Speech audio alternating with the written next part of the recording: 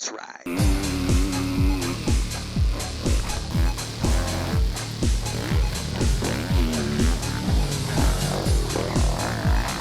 Husqvarna first introduced its new 250cc 4-stroke motor last year, and has since used it to ignite the Husky model lineup. The 2010 TXC 250 is described as a cross-country and desert racing model, but it competes in a class where relatively few offerings are disproportionate to their wide range of use.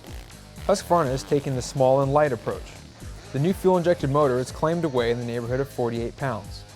It certainly looks the part, easily compact enough to access the spark plug and cylinder head.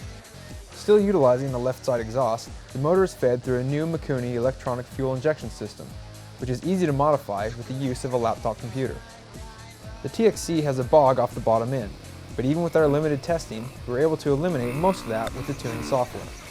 The smaller motor loses its red accents, which we miss, but the extra performance is worth the aesthetic hiccup. The bike still radiates modern Husky styling with sharp lines.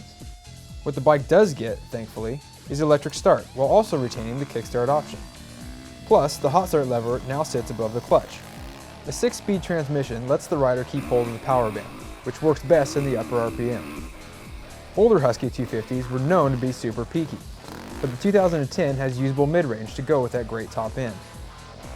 Lighter riders may be able to lug it, but our testers stayed out of the bottom where alternate gearing would help dial in more off-idle grunt. Marzocchi suspension has a love-hate reputation, but Husqvarna swapped the Zoke front end for a new 48mm Kayaba fork.